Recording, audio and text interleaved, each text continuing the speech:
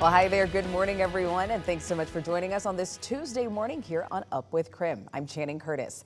Let's start things off with a look at the forecast with Nicole Hernandez. She's back joining us today, filling in for meteorologist Thomas Patrick. So, Nicole, you told us about the rain chances yesterday, and you did not disappoint. Listen, there was a lot of rain at my house, even some thunder and lightning as well. Oh yeah, I heard it too. I was sitting by the window watching it. It was fun to listen to for sure. But the last of that is moving its way out of our region now. So the most of us completely done with all that moisture, done with the thunder, done with the lightning. The last of the actual thunderstorms moved their way north through above Kalispell early this morning, and now we've got some showers coming down in Deer Park, Sandpoint, north of Coeur d'Alene and Spokane as well. Those are going to slowly move their way out of the region as we continue through the rest of the morning and into our afternoon. Ultimately, by this afternoon, most of us looking nice and dry, those scattered showers leaving our region, leaving us really quite nice with sunshine. We've got a little bit of cloud cover that sneaks in here and there. It gives you a bit of a break from your afternoon sun. But other than that, we're clear and warm to about mid-80s today. Right now, a wildfire burning in Grant and Douglas counties is prompting level 3 evacuations. That means people in that area need to leave now. This is the latest evacuation map from the Grant County Sheriff's Office. People living in the Crescent Bar area and to the west of Quincy are under that mandatory level 3 evacuation right now. The Sheriff's Office says that this evacuation order will remain in place throughout the morning, and they will reassess later today. A Red Cross shelter is open right now at Quincy Middle School for anyone who needs it. Now, the fire has already burned 2,400 acres, threatening many homes in the area. Crews say that the fire is also very active right now, and strong winds are helping it spread. The fire forced State Route 28 to close for several hours, but it has since reopened. Now to an update on a story we first brought you yesterday as breaking news here on Up with KREM. All evacuations have been lifted for a wildfire in Coulee City. Level 3 evacuations were initially in place, but thankfully, fire crews were able to get a handle on that fire just 30 minutes after it sparked. Crews then issued level 2 evacuations before lifting them altogether. Right now, the cause of this fire is still under investigation. Meanwhile, several wildfires continue to burn in western Washington. The McEwen fire burning near Shelton is now 70% contained. It broke out last Tuesday and has burned about 250 acres. Evacuation levels were reduced to level 1 late last night, which means be ready to leave if needed. And in southern Washington, the Tunnel 5 fire is now 80% contained. It's burned more than 500 acres in Skamania County in the past week. A nearly 10-mile stretch of Highway 14 is still closed this morning. Well, this morning, some Washington lawmakers are working on a bill to allow workers to opt out of the state's new long-term health care tax known as Washington Cares. Deductions from paychecks started on July 1st, so you pay 58 cents for every $100 you earn. So, for example, someone making $50,000 a year will pay about $24 a month. People who qualify for long-term care benefits can get $36,500 over their lifetime. Washington Senate Minority Leader John Braun calls it a woefully inadequate program. With the creation of this program that I've said several times is not likely to succeed, is not going to provide a meaningful benefit to most of the people of the state of Washington who pay into it. It's also one more thing that's making Washington unaffordable for middle-class working families. Senator Braun says that he and other Republicans would support a special session on the issue.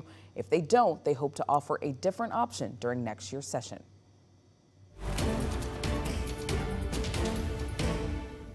A judge is giving the man accused of murdering 4 University of Idaho students time to review case materials.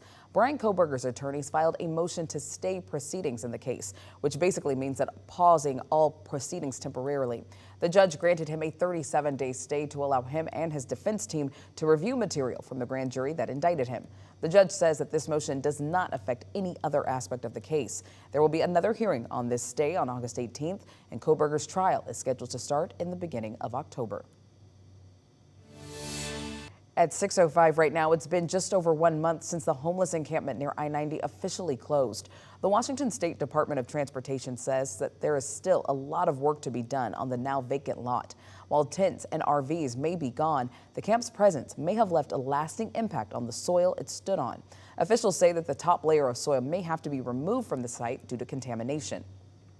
A couple of contractors that we are working with, getting bids and determining what that testing looks like, how many samples we're going to take, and then what remediation of the soil will look like following that testing. WSDOT says security will remain at the site in order to prevent people from moving back onto the land. Right now, it's costing WSDOT more than $1 million to take care of the site, but that number is expected to grow. It's 6:06 right now. Let's take a look at your morning rush. More news in less time. A man is in the Spokane County Jail this morning after an 8-hour-long standoff with police. Police say that yesterday morning they found 41-year-old Charleston Hopper trespassing at the State Department of Social and Health Services building on North Maple. When police confronted him, they say he pulled out a knife, threatening to hurt himself, and tried to force police into shooting him. The man then barricaded himself behind a dumpster. Eventually, officers tased Hopper and arrested him. Well, this morning, Idaho State Police are investigating the death of a 2-year-old Rathdrum boy after he was found in a hot car. According to ISP, the toddler had been playing and was found in the car by family members on Sunday, who then called 911. ISP says that it was 92 degrees outside, which means it could have been at least 165 degrees inside the car on that afternoon. Well, this morning, the man who escaped custody at a Montana gas station is back behind bars. According to the Plains Police Department, 42-year-old Chadwick Shane Mobley escaped Sunday morning. He was being extradited to Michigan, where he faces charges for allegedly murdering a woman in 2011. Police say that a citizen's tip led them to Mobley's location, and they were then able to take him back into custody.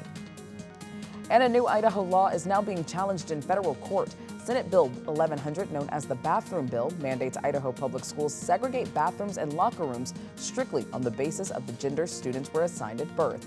The suit was brought on by advocates on behalf of a trans student in Idaho. The suit challenges the legality of the new law and is asking the court to put a pause on the law before the start of the school year. And that's a look at your morning rush. Taking a look out over Silverwood right now, if you look really, really closely, you can kind of see some of the scattered showers that are actually falling over parts of our region right now. This is the leftover moisture from yesterday's storms that are just slowly moving their way out of our region right now. Besides that, we are a little bit cooler this morning than we were yesterday morning at 58 degrees here in the Spokane area, and a bit humid still because of that moisture that's still working its way out across the region.